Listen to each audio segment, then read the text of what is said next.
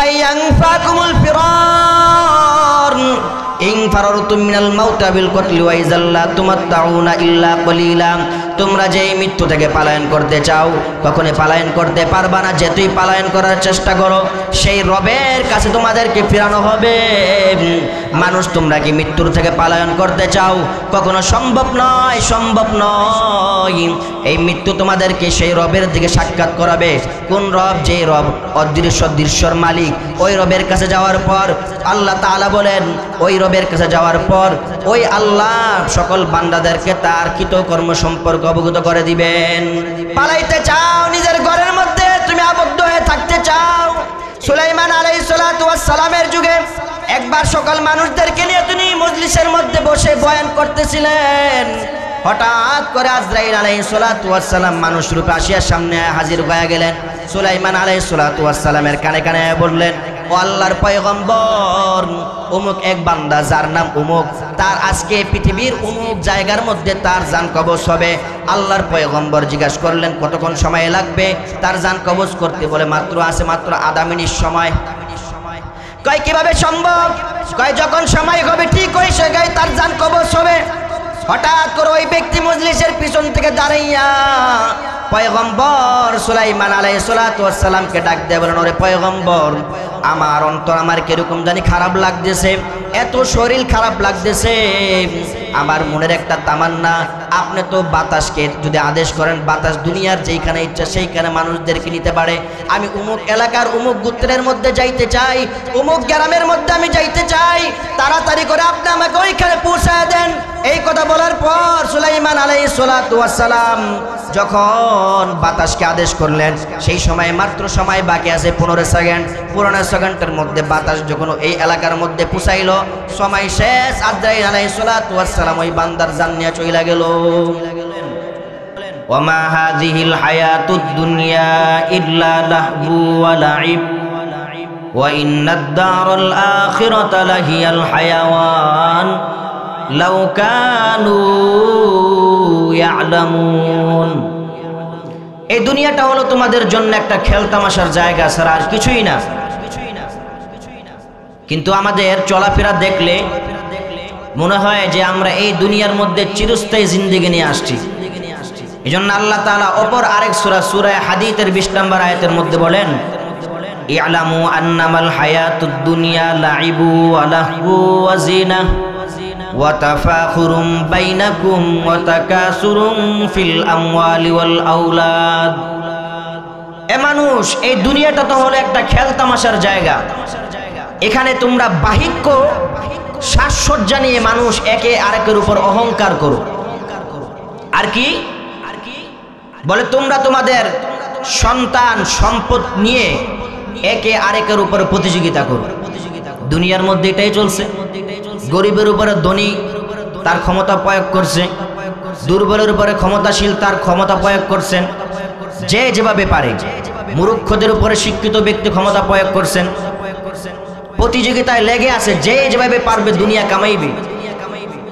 কিভাবে দুনিয়া কামানো যায় শুধু সেই চিন্তায় মানুষ পাগল।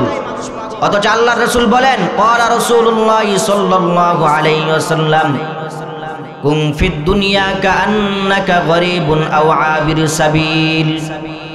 বলে তোমরা দুনিয়ার মধ্যে এভাবে চলো যেন তোমরা একজন মুসাফির। দুনিয়ার মধ্যে দেখেন, আমরা আমাদের নিজ স্থায়ী ভবন থেকে কোথাও যদি আমরা বেড়াইতে যাই বা সফরে যাই, আমাদের মনের মধ্যে সবসময় একটা আক্ষেপ থাকে, কখন আমি আমার নিজ ঘরের মধ্যে ফিরে আসব। যদি দাওয়াত দেওয়া হয় প্রেসিডেন্টের বাড়িতে, যদি কোনো বাদশার বাড়িতে দাওয়াত দেওয়া হয়, কোনো মন্ত্রীর বাড়িতে দাওয়াত দেওয়া হয়, তার বাড়ির মধ্যে এসি আছে, মাস্টার বেড খাট আছে, মাস্টার রুম আছে, টাইলস করা মোজাইক করা বাড়ি, অনেক সুন্দর। ওই খাটের মধ্যে আমাকে আপনাকে শুইতে দিল, কিন্তু মনের মধ্যে শুধু টেনশন, কোন সময় আমি আমার বাড়িতে যাব। আমার বাড়ির লাকড়ির ঘর, কুড়ের ঘর, কিন্তু আমার বাড়ি আমার কাছে এটা প্রিয় ঘর। কি বলেন? কথা ঠিক। এই জন্য রাসূল বলছে দুনিয়াটা হলো একটা মুসাফিরখানা। আমাদের আসল ঘর কোথায়? বলে কবর জগৎ হলো আমাদের আসল ঘর। এই জন্য আল্লাহ তাআলা আয়াতে বলেন, ওয়া ইন্নাদ দারাল আখিরাতা লাহিয়াল হায়াওয়ান। তোমার আর আমাদের সকলের স্থায়ী ঘর হলো কবর জগৎ। লাউ কানু ইয়ালামুন, যদি আমরা মানুষ বুঝতে পারতাম। খবর নাই আমাদের মানুষদের। দুনিয়া কামানোর জন্য পাগল হয়ে গেছে, কিভাবে দুনিয়া কামাইতে পারবো।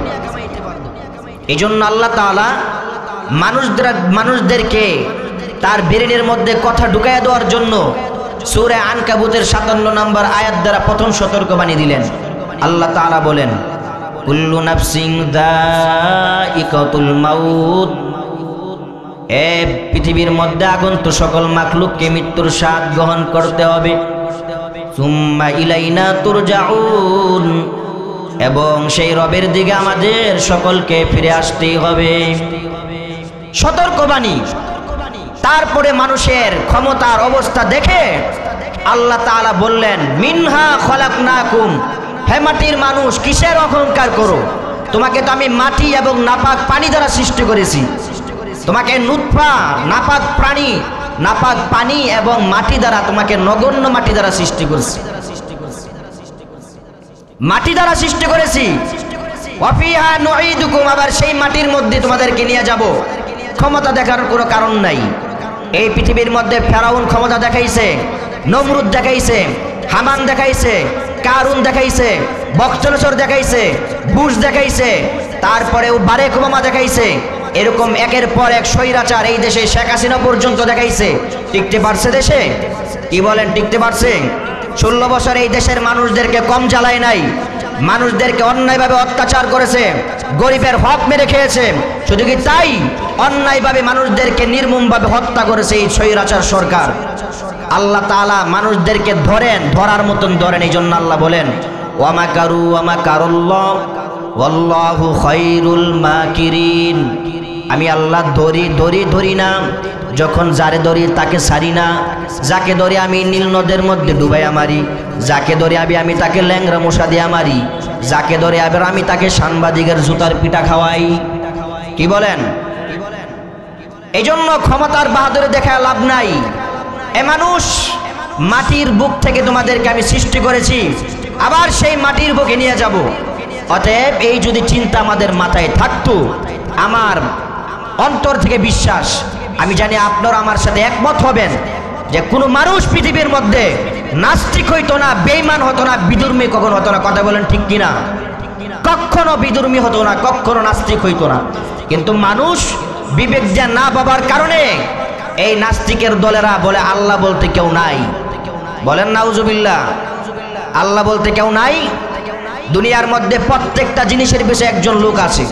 এই মাইক, এর পিছনে একজন লোক আছে। এই ক্যামেরা, তার পিছনে একজন লোক আছে।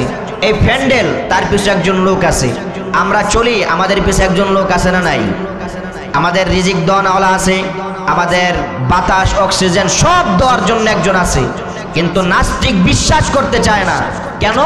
তারা কখনো আখিরাত নিয়ে চিন্তা করেন। কথা ঠিক? এই জন্য আল্লাহ বলেন, মিনহা খলাকনাকুম, মাটির মানুষ আমি তোমাদেরকে মাটির থেকে সৃষ্টি করলাম। ওয়াফিহা নুঈদুকুম, আবার আমি আল্লাহ তোমাদেরকে মাটির জমিন থেকে বের করব। ওয়া মিনহা নুখরিজুকুম তারাতান উখরা, পুনরায় আবার তোমাদেরকে মাটির বুক থেকে বের করব ঢুকানোর পর। কিন্তু মানুষ দুনিয়ার মধ্যে থাকিয়া সব সময় চায় পালাবার জন্য। মানুষ সব জিনিস নিয়ে দ্বিধাদ্বন্দ্বের মধ্যে থাকে, কিন্তু পৃথিবীর মধ্যে দুইটা জিনিস আছে যেই নিয়ে মানুষ কোন সময় দ্বিধাদ্বন্দ্ব করে না। এক নাম্বার হলো শান্তি। শান্তি দুনিয়ার মধ্যে কেউ চায় না, এরকম কোন লোক আছে নাকি বলেন? আর আওয়াজ করে বলেন, আছে নাকি নাই? কেউ নাই। ইহুদিদেরকে যদি জিজ্ঞাসা করেন তোমরা কিভাবে শান্তি পাও, ইহুদি ডাক দেয়া কয়, ওয়াকালাতিল ইয়াহুদু উযাইরুন ইবনুল্লাহ, আল্লাহর সন্তান যদি উযাইরকে বলো তাহলে আমরা শান্তি পাই। ওয়াকালাতিন নাসারা মাসীহ ইবনুল্লাহ, আর যদি খ্রিস্টানদেরকে জিজ্ঞাসা করা হয় তোমরা কেমনে শান্তি পাও, বলে তারা বলে যে মুসা ঈসাকে আল্লাহর সন্তান, মারিয়ামকে আল্লাহর স্ত্রী বললে শান্তি পাই। হিন্দুদেরকে যদি জিজ্ঞাসা করি তোমরা কেমনে শান্তি পাও, বলে 33 কোটি দেবীকে যদি খোদা মানো তাহলে আমরা শান্তি পাই। আর যদি মুসলমানদেরকে জিজ্ঞাসা করেন কিভাবে শান্তি পায়, মুসলমান বলে ওয়াহদাহু লা শারীকা লাহু, আল্লাহ এক, তার সাথে কাউকে যদি শরীক করে আমরা শান্তি পাই না, শরীক না করলে শান্তি পাই। বান্দা বলে কুল হুয়াল্লাহু আহাদ, আল্লাহ এক, আল্লাহুস সামাদ, আল্লাহর সমকক্ষ কেউ নাই। লাম ইয়ালিদ ওয়া লাম ইউলাদ, তিনি কাউকে জন্ম দেয় না, কাউ থেকে তিনি জন্মগ্রহণ করে নাই। ওয়া লাম ইয়াকুল লাহু কুফুয়ান আহাদ, তার সাথে শরীক থেকে তিনি একবারই পরিপূর্ণ মুক্ত। আল্লাহর সমকক্ষ যদি কেউ হইতো, লাউ কানা ফীহিমা আলিয়াতুন ইল্লাল্লাহু লাফাসাদাতা, আল্লাহ বলে আমার সমকক্ষ যদি কেউ হইতো তাহলে দুনিয়াটা পুরো ধ্বংস হয়ে যাইতো। কথা বলেন ঠিক কিনা? আল্লাহ তাআলার সমকক্ষ কেউ নাই। আল্লাহ তাআলার সমকক্ষ যদি কেউ থাকতো, এই যে বাংলাদেশের মধ্যে নির্বাচন হয়, বিএনপি যদি সরকারে যাইতে চায়, আওয়ামী লীগ বাধা দেয় কি দেয় না? জোরে বলেন। আওয়ামী লীগ যদি সরকারের পদে যাইতে চায়, বিএনপি বাধা দেয় কি দেয় না? বলেন জোরে। আল্লাহ তাআলার সমকক্ষে যদি কেউ হইতো, আল্লাহ তাআলা যদি পৃথিবীর মধ্যে নেয়ামত দিতে চায়, তাহলে অপর আল্লাহ বলবো যে আমি নেয়ামত দিব না। এই দুই আল্লাহর মধ্যে দ্বন্দ্ব লাইগা ধ্বংস ছাড়া কিছু আর পৃথিবী হইতো? এজন্য আল্লাহ বলে আমি আল্লাহ এক, আমি আল্লাহ তাআলার কাছে তোমাদের সকলকে ফিরতে হবে। দুনিয়ার মধ্যে শান্তি সবাই চায়, আর একটা হলো মৃত্যু। এই মৃত্যু নিয়ে কেউ দ্বিধাদ্বন্দ্ব করে না। কি বলেন? দ্বিধাদ্বন্দ্ব কেউ করে? খ্রিস্টানরাও দ্বিধাদ্বন্দ্ব করে না, ইহুদিরাও করে না, হিন্দুরাও করে না, বৌদ্ধরাও করে না, আর উপজাতীয় করে না, মুসলমান তো আর আগেই করে না। এই হলো মৃত্যু। তবে মৃত্যুর থেকে মানুষ পালাইতে চায় কি চায় না? জোরে আওয়াজ দিয়ে বলেন। সূরা কফের 19 নম্বর আয়াত আল্লাহ ডাক দিয়ে বলেন, ওয়াজাআস সাকরাতুল মাউতি বিল হক, দুনিয়ার মানুষ সাকরাতুল মাউত যখন মানুষের সামনে আসে, যালিকা মা কুনতা মিনহু তাহিদ, মানুষ চায় এই মৃত্যু থেকে পলায়ন করতে। জন্য আল্লাহ বলে এটা কি এই বিষয় যেই জায়গার থেকে তোমরা পলায়ন করতে চাও, যাতে চিন্তা করে পলায়ন করার জন্য। কুল্লায়ানফাকুমুল ফিরার ইন ফারারতুম মিনাল মাউতি বিল কতলি ওয়া ইযাল্লা তুমাত্তাউনা ইল্লা কলিলা, তোমরা যে মৃত্যু থেকে পলায়ন করতে চাও কখনো পলায়ন করতে পারবা না। যেতুই পলায়ন করার চেষ্টা করো, সেই রবের কাছে তোমাদেরকে ফিরানো হবে। আল্লাহ তাআলা আর আয়াতের মধ্যে বলেন, কুল ইন্নাল মাউতাল্লাযী তাফিরুনা মিনহু ফাইন্নাহু মুলাকীকুম সুম্মা তুরাদ্দুনা ইলা আলিমিল গায়বি ওয়াশ শাহাদা ফায়ুনাব্বিউকুম বিমা কুনতুম তা'মালুন। আল্লাহ তাআলা বলেন, ও নবী আপনি জানায়া দেন, মানুষ তোমরা কি মৃত্যুর থেকে পলায়ন করতে চাও? কখনো সম্ভব নয়, সম্ভব নয়। এই মৃত্যু তোমাদেরকে সেই রবের দিকে সাক্ষাৎ করাবে। কোন রব? যে রব অদৃশ্য দৃশ্যর মালিক, ওই রবের কাছে যাওয়ার পর আল্লাহ তাআলা বলেন, ওই রবের কাছে যাওয়ার পর ওই আল্লাহ সকল বান্দাদেরকে তার কৃতকর্ম সম্পর্কে অবগত করে দিবেন। পালাইতে চাও, নিজের ঘরের মধ্যে তুমি আবদ্ধ হয়ে থাকতে চাও, আল্লাহ তাআলা ডাক দেয়া বলে, হে মুমিন, এ দুনিয়ার মানুষ, পালানোর চিন্তা যদি করো কোনো লাভ হবে না। তুমি এই মৃত্যু থেকে, হত্যা থেকে যদি পালাইয়া নিজের ঘরের মধ্যে থাকতে চাও, আল্লাহ তাআলা সূরা আল ইমরানের 152 নম্বর আয়াতের মধ্যে বলেন, কুল্লাউ কুনতুম লাবারাযাল্লাযীনা কুতিবা আলাইকুমুল কতলু ইলা মাদাজিহিম, তুমি মৃত্যু এবং কতল থেকে বাইচা যদি নিজের ঘরের মধ্যে নিজেকে আবদ্ধ করতে চাও, আমি আল্লাহ তাআলা যদি তোমার কপালে লেখা রাখি তুমি হত্যাকৃত ব্যক্তি হবে বা তুমি অমুক জায়গায় মরবে, সময় হলে ঠিক তুমি তোমার ওই জায়গার মধ্যে পৌঁছায়া যাইবা। কি বলেন? কথা ঠিক? সুলাইমান আলাইহিস সালাতু ওয়াস সালামের যুগে একবার সকল মানুষদেরকে নিয়ে তিনি মজলিসের মধ্যে বসে বয়ান করতেছিলেন। হঠাৎ করে আজরাইল আলাইহিস সালাতু ওয়াস সালাম মানুষ রূপে আসিয়া সামনে হাজির হয়ে গেলেন। সুলাইমান আলাইহিস সালাতু ওয়াস সালামের কানে কানে বললেন, ও আল্লাহর পয়গম্বর, অমুক এক বান্দা যার নাম অমুক, তার আজকে পৃথিবীর অমুক জায়গার মধ্যে তার জান কবজ হবে। আল্লাহর পয়গম্বর জিজ্ঞাসা করলেন কতক্ষণ সময় লাগবে তার জান কবজ করতে? বলে মাত্র আধা মিনিট সময়। কয় কিভাবে সম্ভব? কয় যখন সময় হবে ঠিক ওই জায়গায় তার জান কবজ হবে। হঠাৎ করে ওই ব্যক্তি মজলিসের পিছন থেকে দাঁড়াইয়া পয়গম্বর সুলাইমান আলাইহিস সালাতু ওয়াস সালামকে ডাক দিয়ে বলেন, ওরে পয়গম্বর, আমার অন্তর আমার কিরকম জানি খারাপ লাগতেছে, এত শরীর খারাপ লাগতেছে, আমার মনের একটা তামান্না, আপনি তো বাতাসকে যদি আদেশ করেন বাতাস দুনিয়ার যেখানে ইচ্ছা সেইখানে মানুষদেরকে নিতে পারে, আমি অমুক এলাকার অমুক গোত্রের মধ্যে যাইতে চাই, অমুক গ্রামের মধ্যে আমি যাইতে চাই, তাড়াতাড়ি করে আপনি আমাকে ওইখানে পৌঁছায় দেন।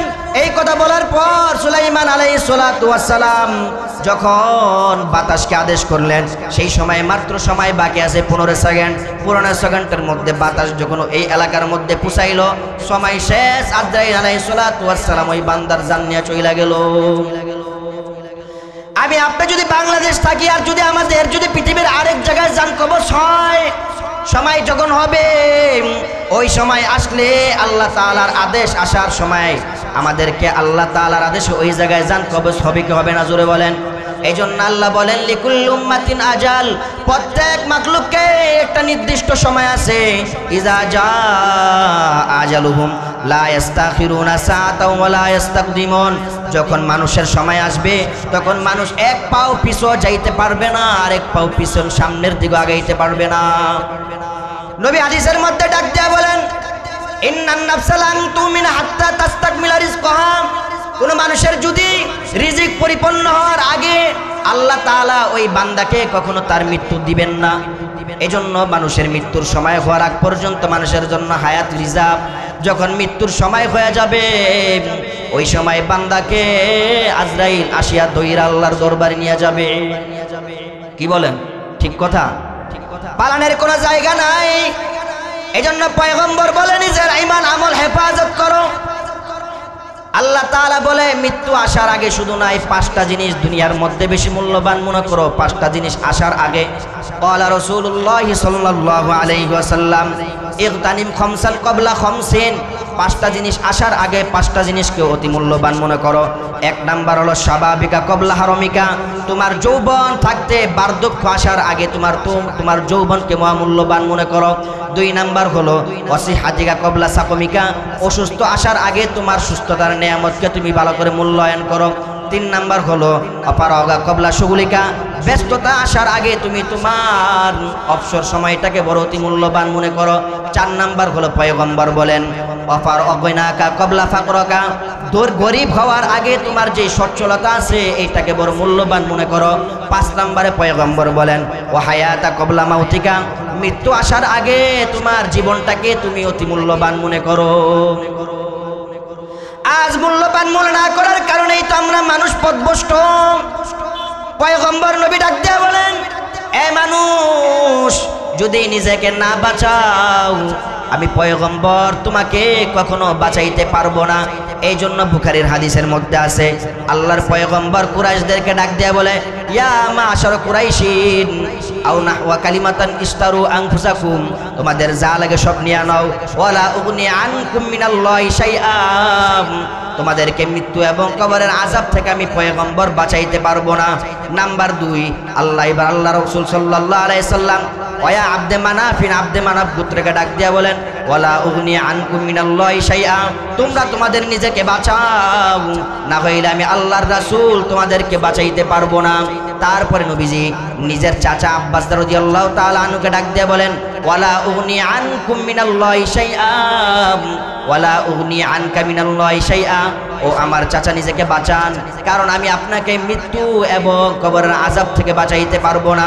নবী নিজের আপন ফুফি আম্মা জান সফিয়া রাদিয়াল্লাহু তাআলা আনহুকে ডাক দিয়ে বলেন, ওয়ালা উগনি আনকি মিনাল্লাহি শাইআ, ও আমার প্রিয় চাচি, ও আমার প্রিয় ফুফি, আপনি আপনার কবরের নিজেকে বাঁচান, কারণ আমি আপনাকে মৃত্যু এবং কবরের আযাব থেকে বাঁচাইতে পারবো না। সর্বশেষ আল্লাহ রাসূল সাল্লাল্লাহু আলাইহি সাল্লাম প্রিয় কন্যাকে ডাক দিয়ে বলেন, তোমার যা সম্পদ লাগবে নিয়ে নাও, ওয়ালা উগনি আনকি মিনাল্লাহি শাইআ, কারণ মৃত্যু এবং কিয়ামতের আযাব থেকে আমি আর রাসূল তোমাকে বাঁচাইতে পারবো না। নবীর প্রিয় কন্যাকে নবী এত সতর্কবাণী দিলেন, আমাদের কোনো খবর নাই। দুনিয়া কামানের মধ্যে পাগল হয়ে গেছি, একবারে খবর নাই যে ওই কবর জগতে যাইতে হবে। এই যে এত টাকা পয়সা কামাইলাম, সন্তানের জন্য এত কিছু করলাম, স্ত্রীর জন্য এত কিছু করলাম, মা বাবার জন্য এত কিছু করলাম, মরার সাথে সাথে দেখবেন আমাকে আপনাকে সামান্য একটা কম দামি খাটের মধ্যে নামাইয়ে দিবে। নিজের গায়ের মধ্যে যে দামি দামি কাপড় ছিল ওইগুলাকে কেচি বেলেট দিয়ে কাইটা ফেলবে। তারপরে দোকান থেকে যেই কাপড় আপনি ব্যবহার করেন না ওই সব কাপড় আনিয়া আপনাকে ওই কাপড় দিয়ে প্যাকেট বানাইয়া কবরের মধ্যে সবাই ধুয়ে আসবে। যাওয়ার সময় যাবে 6 জন, বাড়ির মধ্যে মা আছে বা মেয়ে আছে, নিজের স্ত্রী আছে, সকলে কানবে, কিন্তু লাশের সাথে যাইতে যাবে না। বাবা যাবে, ভাই যাবে, দাদা যাবে। তারা যাওয়ার পর ওইখানে মাত্র 6 জন মাত্র ওই ব্যক্তির লাশ কাঁধে বহন করবে। ওই বান্দা ভাববে যে না আমার সাথে 6 জনই আপন। তারপর ওইখান থেকে 6 জন থেকে 3 জন চলে যাবে, আর বাকি 3 জন কবরের মধ্যে নামবে। নামার পর ওই বান্দাকে নামানোর পর 2 জন লাফ দিয়ে উঠে যাবে। সে আফসোস করবে, হায় হায় আমার কি কেউ আপন নাই, মাত্র একজন আপন। ওই বান্দা মাথার এবং পায়ের মুষ্টি খুলে দিয়ে সে লাফ দিয়ে উঠে যাবে। সে আফসোস করবে, হায় হায় দুনিয়ার মধ্যে এত কিছু কামাইলাম, এত কিছু কষ্ট করলাম, আজ আমার সাথে কেউ নাই। এই আফসোস করতে থাকবে। এই জন্য কবর প্রতিদিন ডাক দিয়া বলেন, প্রতিদিন মানুষদেরকে 1000 বার কবরে ডাকে, ডাক দিয়া বলে আনা বাইতুত তুরাব, আনা বাইতুল জুল, আনা বাইতুল হাইয়াতুন, আনা বাইতুল খিরকাতুন, আনা বাইতুল ওয়াহদাতুন। আমি হইলাম একাকিত্বর ঘর, আমি হইলাম রাতের মাটির ঘর, আমি হইলাম অন্ধকারের ঘর, আমি হইলাম সাপ বিচ্ছুর ঘর। এই বান্দা তুমি আমার ঘরে আসবা সাপ বিচ্ছু থেকে বাঁচার জন্য, অন্ধকার থেকে বাঁচার জন্য, মাটির ঘর থেকে বাঁচার জন্য। তুমি তোমার যে সামান আছে, বস্ত্র আছে নিয়ে আসো, কারণ আমার মধ্যে কোনো লাইট নাই, পাখা নাই, কোনো ধরনের এসি ঠান্ডা ভিআইপির কোনো ব্যবস্থা নাই। তোমার আমল নামের বিছানা নিয়ে আইসো, তোমার আমল নামার লাইট নিয়ে আইসো, তোমার আমল নামার ঠান্ডা এসি বাতাস নিয়ে আইসো, তোমার আমল নামার নামে যে তোমার সব কবরের সাথে সৎ ব্যবহার হবে ওইগুলা তুমি সাথে করে নিয়ে আইসো। এই জন্য বারবার পয়গম্বর বলছেন যে দুনিয়ার মধ্যে আমাদের সকলকে মৃত্যুর কথা বেশি বেশি স্মরণ করতে। জন্য বলছে আকসিরু যিকরা আজিমিল লাজ্জাতিল মাউত, বেশি বেশি মৃত্যুকে স্মরণ করো। আর যারা মুমিন স্মরণ করে তাদেরকে পয়গম্বর বলেন তুহফাতুল মুমিনিল মাউত, আর মৃত্যু হলো মুমিনদের জন্য হাদিয়া স্বরূপ। আল্লাহ পাক আমাদের সকলকে মুমিন হওয়া এবং ভালো নেককারিনী হয়ে দুনিয়ার থেকে যাওয়ার তৌফিক দান করুক। সকলে বলে আমিন। ওয়া আখিরু দাওয়ানা আলহামদুলিল্লাহি রাব্বিল আলামিন। আসসালামু আলাইকুম ওয়া রাহমাতুল্লাহ।